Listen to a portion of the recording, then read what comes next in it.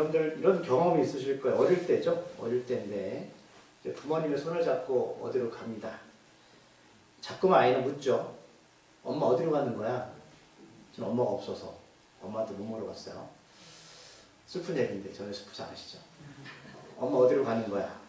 그런데 부모들은 본인들은 알죠. 어디로 가는지. 방향과 목적성을 알고 있기 때문에 아이를 안정시켜줍니다. 응, 어디 가는 거야? 조금만 참아봐. 이렇게 달래죠.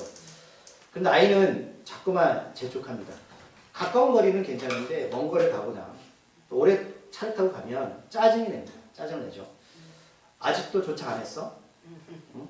나 가기 싫어. 어른과 아이들의 차이는 무엇일까요? 말씀드렸지만 어른은 분명한 확실성을 가지고 갑니다.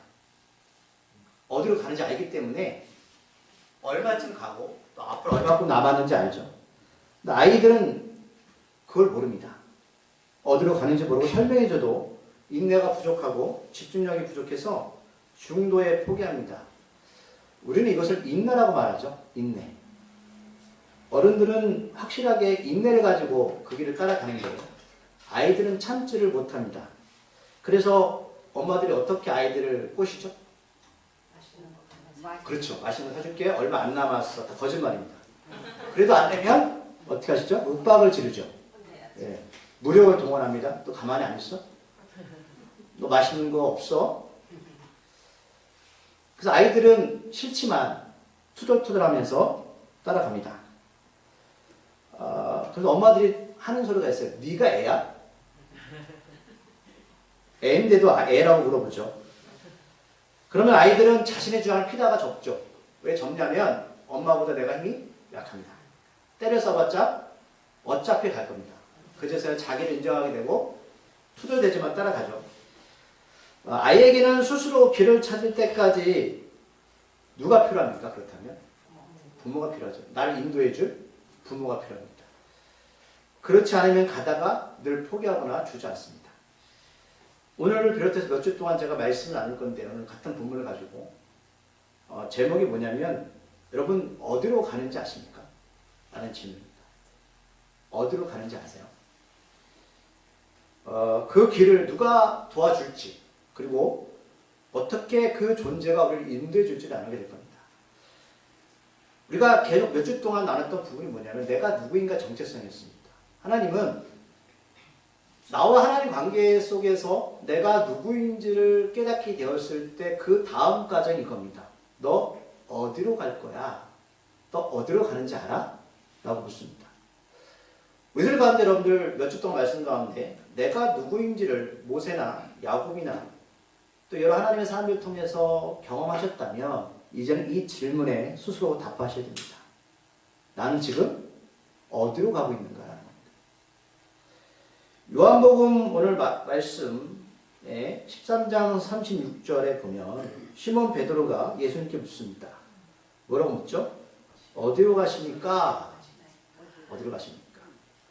근데 이 질문이 나오는 배경이 있는데 어디서 왜 이 베드로가 이 질문을 던지냐면 요한복음 앞에 보시면 넘겨보실래요?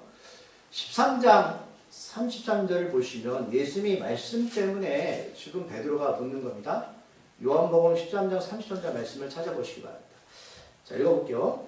작은 자들아, 내가 아직 잠시 너희와 함께 있겠노라. 너희가 나를 찾을 것이나 일찍이 내가 유대인들에게 너희는 내가 가는 곳에 올 수 없다고 말한 것과 같이 지금 너희에게도 이르는다.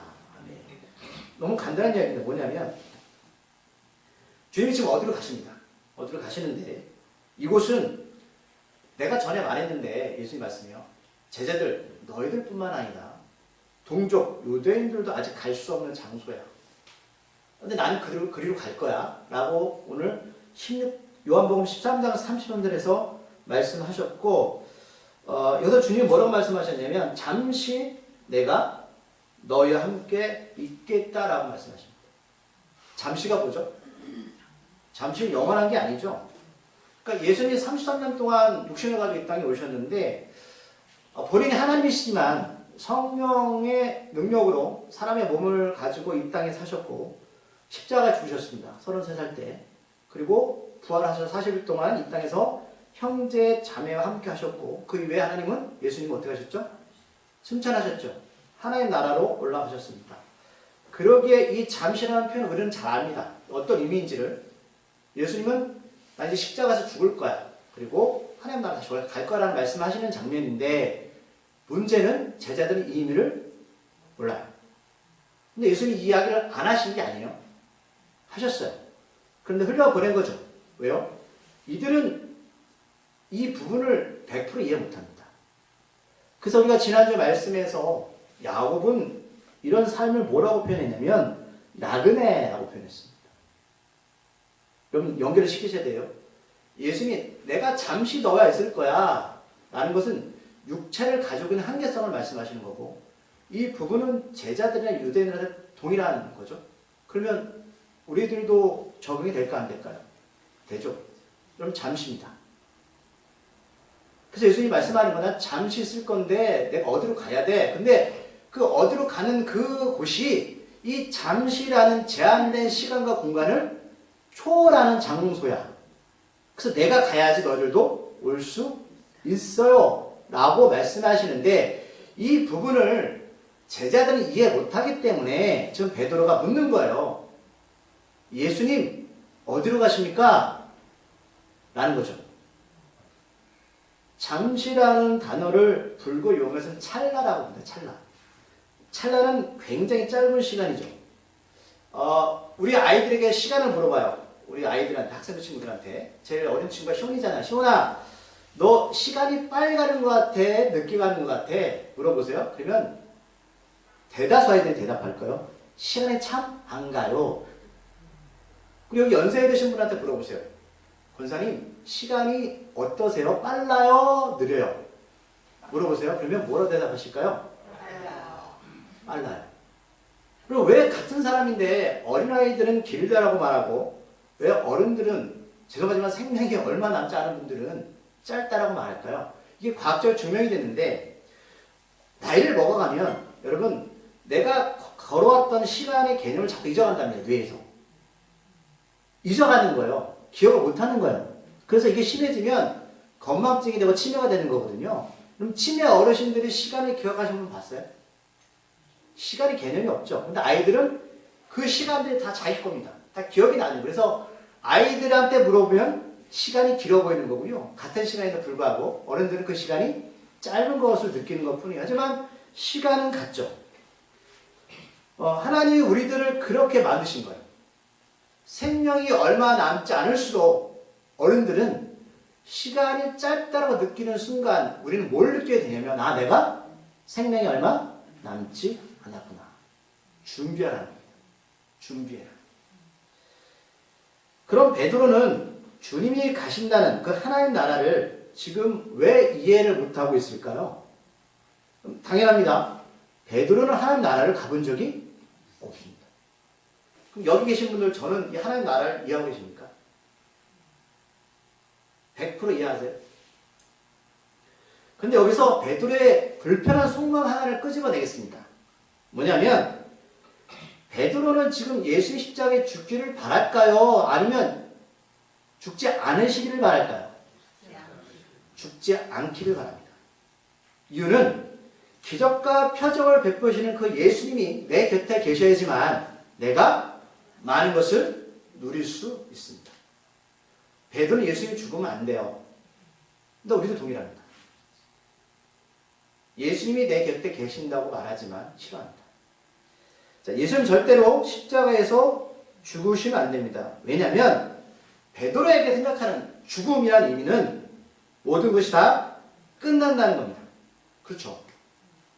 베드로에게 생각하는 죽음이라는 개념은 다 끝나는 겁니다. 다 사라지는 겁니다. 다 없어지는 겁니다. 베드로에게 아직 부활, 다시 사는 소망의 확실성이 여기 없습니다.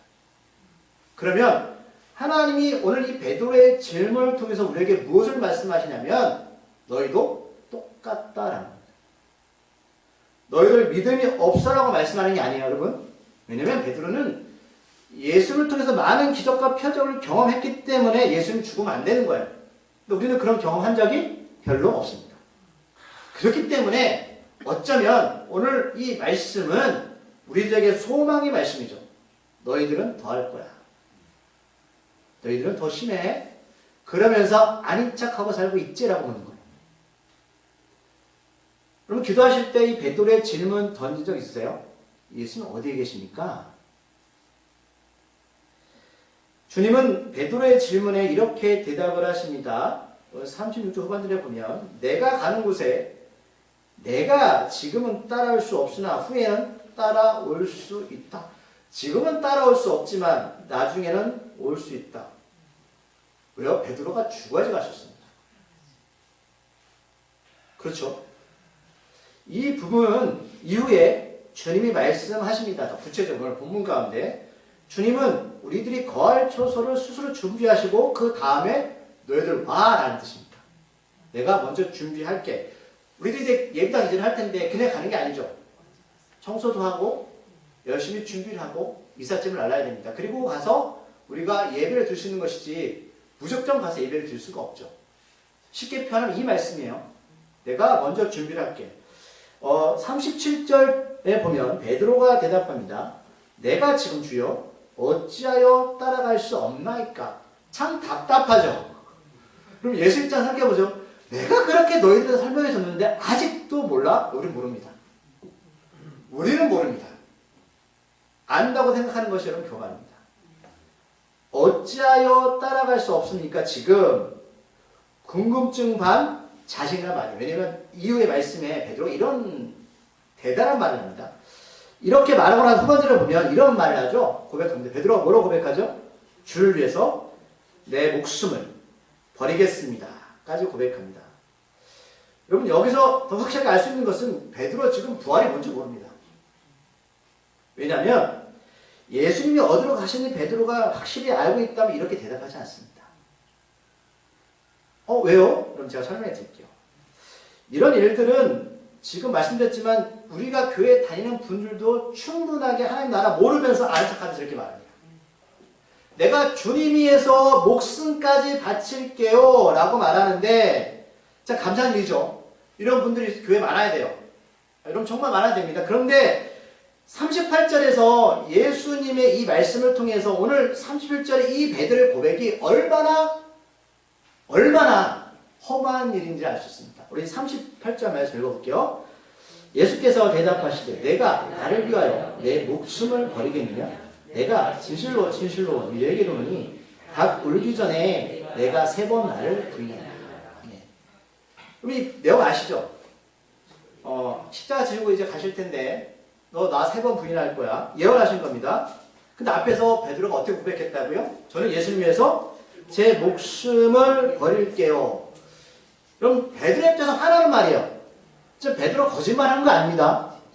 정말 진심 어리게 제가 예수 위해서 목숨까지 바칠게요. 진심을 다해서 말해줬는데 예수님은 그 마음 몰라주고 답변하시는 거예요.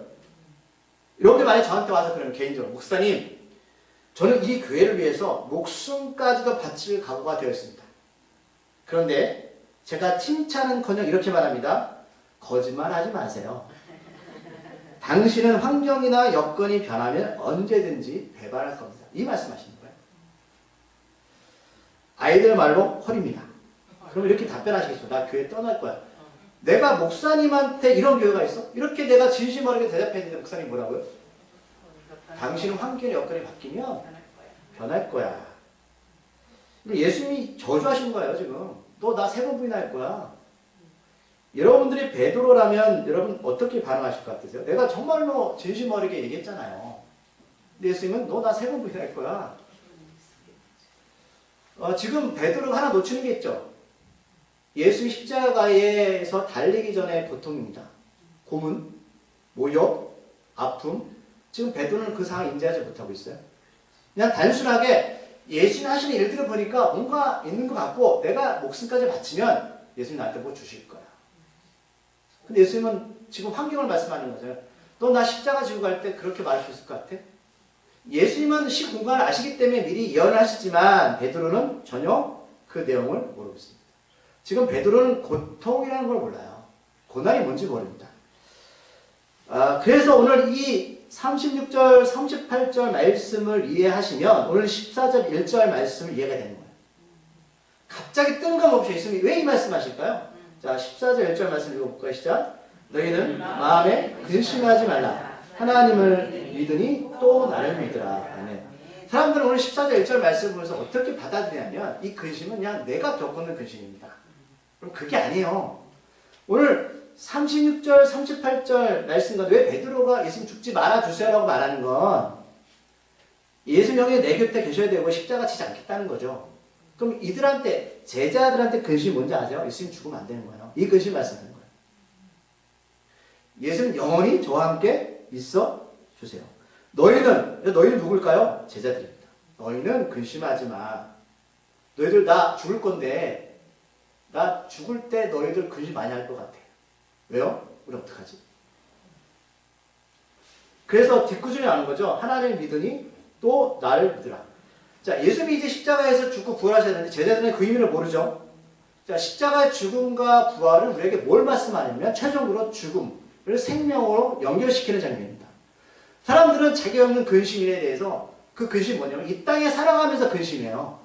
근데 하나님 관점의 근심이 뭔지 아세요? 너 이 땅에서 아무리 잘 먹고 잘 살아도 너 죽으면 어떻게 이길 거야? 그게 최종적으로 다가오는 사실을 하나님 알고 계세요. 그게 최종적인 근심입니다. 우리한테 오는. 근데 사람들 그걸 몰라요. 알면서도 그냥 살아가는 겁니다. 그래서 예수님이 내가 죽고 부활해서 너희들 살 수 있는데 내가 아무리 너희들한테 복 줘도 그거는 제한적인 거야. 그냥 사라지는 거라고 얘들아. 나는 너희들의 근심을 덜어줄게. 그러면서 후반전 하나님을 믿으니 누구요? 또 나를 믿으라. 너희도 하나님 왜 믿고 있어? 구약 때부터 하나님이 너희를 왜 선택하셨고 지금까지 인도하신 줄 알아?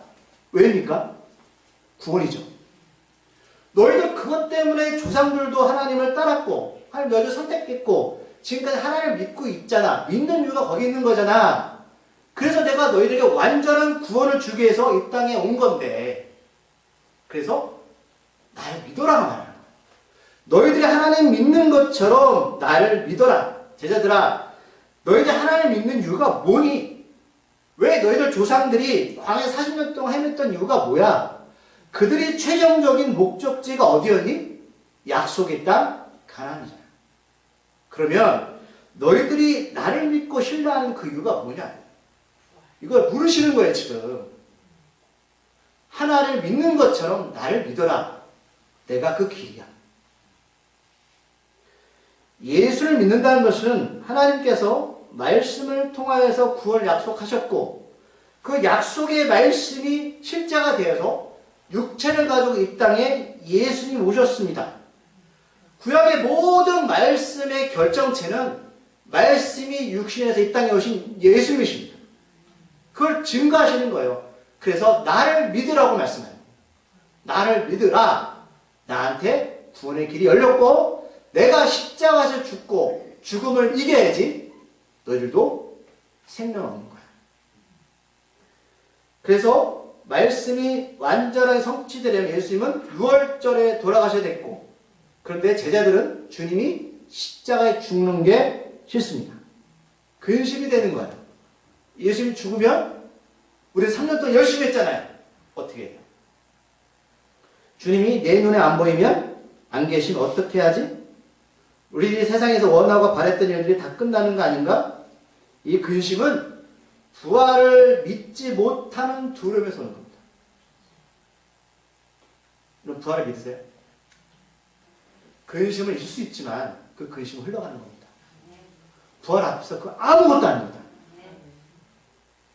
그 부활의 그 의미를 이해하면 오늘 뜬금없는 2, 3절 말씀까지 이해가 되는 거예요. 이제 가슴으로 다가오는 거예요. 왜 예수님이 이 말씀하셨지? 한번 2, 3절 말씀도 읽어볼까요? 시작. 내 아버지 집에 거할 것이 많도다. 그렇지 않으면 너에게 일러스리라. 내가 너를 위하여 거처를 예배로 가노라. 가서 너를 위하여 거처를 예비하며 내가 다시 와서 거처를 내게로 영접하여 나 있는 곳에 너희도 있게 하리라. 이제 이 말씀이 이해가 되실 거예요. 왜 이 말씀을 하시는지. 그래서 이게 이해되면 오늘 제가 몇 주 동안 말씀드린 14장 전체 말씀이 이해가 되는 거예요. 뜬금없이 왜 이 말씀을 하셨을까? 아버지가 계신지 우리는 이것을 천국이라고 말하고요. 하나님은 그 천국의 그림자를 이 땅에 허락하신 것이 바로 교회 예배당입니다. 그래서 마태복음 16장 18절에서 우리가 수요일날 말씀 나눴던 것, 내가 이 반석 위에 교회를 세우니 지옥의 권세가 이기지 못하리라. 음부의 권세가 뭐죠? 죽음이잖아요. 그래서 그 하늘나라의 교회 그림자를 이 땅에 허락하신 거예요. 그래서 예수님은 하늘에 있는 그 하나님의 교회, 원래 있는 그 하나님의 교회 지성소로 부활 승천하셔서 올라가신 거죠. 우리들이 배웠어요. 성막 위에서 이 성막 제사. 자, 다시 한번 설명해 드릴게요. 그러면 성막은 어떻게 되어 있냐면 동쪽에 문이 있고 성막 문이 있고 뜰이 있고 성소, 지성소로 구분되어 있어요. 그럼 하나님은 왜 이렇게 구분되어 왔을까? 이 지성소는 아무나 들어갈 수가 없습니다. 아무나 들어갈 수가 없어요. 하지만 1년 중에 7월 10일 날 단 한 번 유대인들의 대속죄일이 뭐냐면 모든 유대인들의 죄를 용서해 주는 날이에요. 이 날이 뭐냐면 히브리어로 욤 키프르라고 부르는데 가장 큰 명절입니다. 이 지성소에 7월 10일 날 유일하게 대제사장만이 지성소에 들어갈 수 있었습니다. 우리들의 마지막 대제사장 누구시라고요? 예수님이시죠. 아무나 못 들어가요. 그런데 그 지성소에 뭐가 있냐면 법궤가 있습니다. 그래서 이 법궤에 이 대제사장이 어린 양의 피를 법궤에 뿌려주면 하나님 편을 받으시고 임하셔서 이스라엘 모든 백성의 죄를 용서해 주십니다. 그게 바로 대속죄일입니다. 그 예수님이 지성소로 들어가신 거예요. 어린 양 피를 가지시고. 앞에서 말씀드렸지만 이 교회는 그림자입니다. 진짜 교회는 어디 있다고요? 하나님 나라? 천국에 있습니다. 그러면 완전하게 죄 용서 받으려면 예수님이 어디로 들어가셔야 된다고요? 지성소로 들어가셔야 됩니다. 그래서 승천하신 겁니다. 그래서 올라가신 거예요. 그래서 주님이 운명하실 때 성경에 보니까 성소와 지성소에는 휘장이 있었어요. 휘장이 가림막이에요. 그건 사람이 뜯을 수가 없습니다. 그런데 하나님이 위로부터 아래로 찢어 놓으셨어요. 이제 지성소는 예수 믿는, 예수의 보혈에 피는 모든 믿는 자들에게 다 열려 있습니다. 이걸 말씀하는 거예요. 이 휘장은 사람의 힘으로 찢을 수가 있다 없다? 없습니다. 그래서 하나님이 우리들한테 100% 우리의 노력이 아니라 은혜의 구원의 길을 열어오시고 말씀하시는 거예요. 그래서 내가 너를 위해서 거처를 예배하러 간다. 우리가 거처를 예배하는 게 아니에요. 이미 하나님이 창세 때부터 예배해 두셨고 예수님이 완전하게 여셨습니다. 그리고 말씀하십니다. 내가 가서 너희를 위해서 거처를 예비하면 이렇게 말씀하시는 거예요. 예수님이 아무런 계획도 없이 하나님 나라를 부활하신 게 아니라 올라가신 게 아니라 다 이거를 성취하신 겁니다. 그런데 제자들은 근심하죠. 주님 절대 죽으시면 안 됩니다. 왜 예수님이 바울선생님이 고백했죠. 이제 내가 산 것은 아니고 내 안에 누가 사셨다? 왜 사셔야 됩니까? 내가 교회입니다. 내가 교회입니다. 내 안에 예수가 살아야 내가 사는 겁니다. 그런데 지금 제자들은 예수님한테 뭐라고 말씀한다고? 죽지 마라. 우리도 자꾸 그러자. 우리한테 그렇죠. 나 죽으면 안 돼. 죽으면 절대 안 돼요. 그러면 예수님이 살 수가 없어요. 그럼 내가 진짜 죽는 겁니다. 나만 죽으면 되는데 교회가 죽고요. 가정이 죽고요. 내 가족들이 죽습니다. 예수님이 살아나셔서 일을 하셔야 되잖아요. 생명의 일을 하셔야 되잖아요. 그러므로 이제 우리들에게 남은 것은 말씀하시죠. 내가 다시 와서 너희를 내게로 영접하여. 다시 올 거야. 나 있는 곳에 너희도 있게 하라. 재림을 말씀하시죠. 물론 우리가 죽으면 가겠죠. 이 말씀이 순차적으로 나옵니다. 예수님 이 땅에 다시 오실 것입니다. 왜요? 우리들을 하나님의 영원한 하나님 나라로 성취하실 겁니다. 4절 말씀을 한번 읽어볼게요. 오늘 마지막 4절 말씀. 내가 어디로 가든지 그 길을 너희가 아니라. 예수님은 하나님의 집으로 가실 건데 그런데 이 집에는 뭐가 있다고요? 길이 있다고 주님은 제대로 말씀합니다. 길이 있대요. 길이 있답니다. 이 길을 너희 안다라고 결론까지 맺는데 여러분 이 길을 아십니까? 도를 아십니까? 도를 아세요? 다음 주에 제가 이어서 말씀을 계속 나누겠지만 이 길을 제자들은 이해 못합니다. 이제 계속 나올 거예요. 자, 선생님 학생들의 열심히 가르쳐 주었는데 시험을 보니까 전혀 다른 답을 쓰고 있습니다. 동상이몽입니다. 그런데 놀라운 사실, 예수님은 우리를 너무나 잘 아시기 때문에 성적이 별로 나오지 않았어요. 성적이. 그런데 탓하지 않으십니다. 포기하거나 나무라지 않으시고요. 더 명확하게, 더 확실하게 길을 인도하십니다. 그 방법까지 말씀하시는 거예요. 김일중 목사 너 그거밖에 안 해? 못해? 라고 말씀하는 게 아니라 너 이해 못하는 거야. 그럼 내가 너 1대1로 자세하게 교육해줄게. 그 말씀이 교육입니다. 자, 그러니 오늘 말씀을 들으시고 여전히 가역당하시는 분들 여러분 조급해하지 마십시오. 하나님께서 몇 주간에 걸쳐서 여러분들에게 응답하실 겁니다. 제자들도 이해 못했어요. 괜찮으시죠? 우리는 은혜만 간구하는 것 뿐입니다. 자, 오늘 이제 다음 주에 나눌 말씀인데 이 길이 뭔지를 제가 먼저 6절 말씀 읽어볼게요.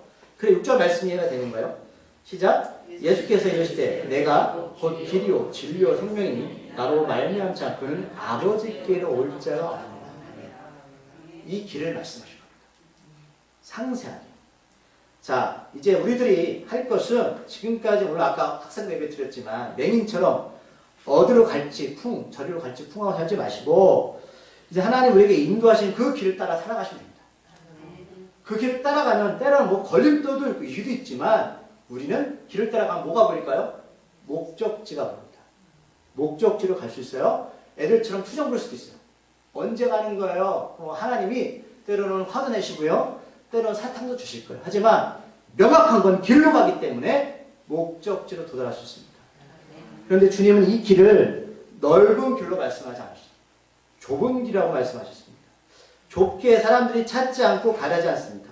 왜 하나님은 왜 넓은 고속도로처럼 길을 만들지 않으셨을까요? 일부러 그러신 거죠. 테스트죠.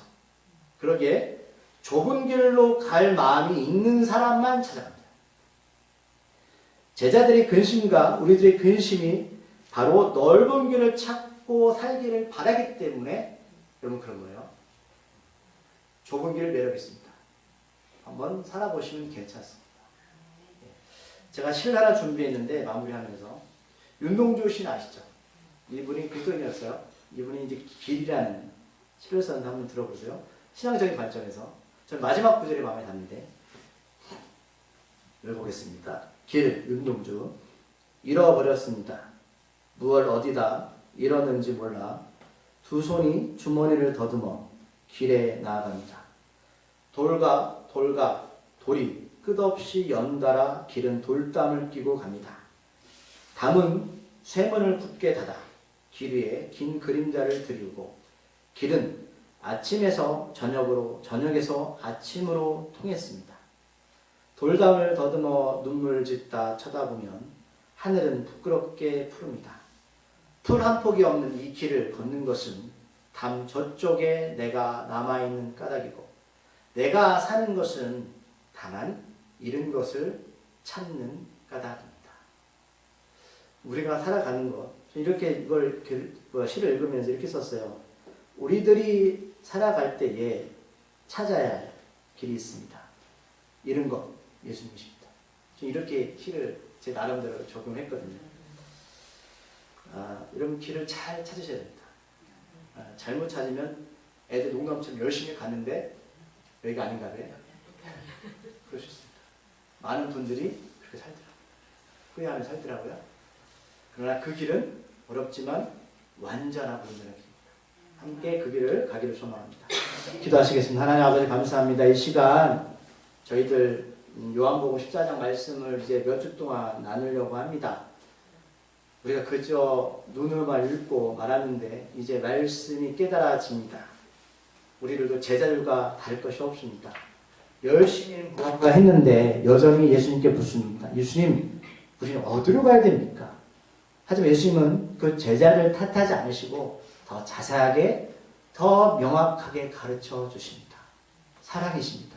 우리는 성령께서 깨닫게 하지 않는 도움이 없다면 하나님 나라가 무엇인지도 모르고 그 길이 무엇인지도 모르고 살아갈 수밖에 없는 존재들입니다. 아버지, 이제 내가 하나님 관계 속에서 누구인지를 깨달았다면 이제는 그 길을 찾게 하여 주시옵소서. 예수님의 이름으로 감사기도 드립니다.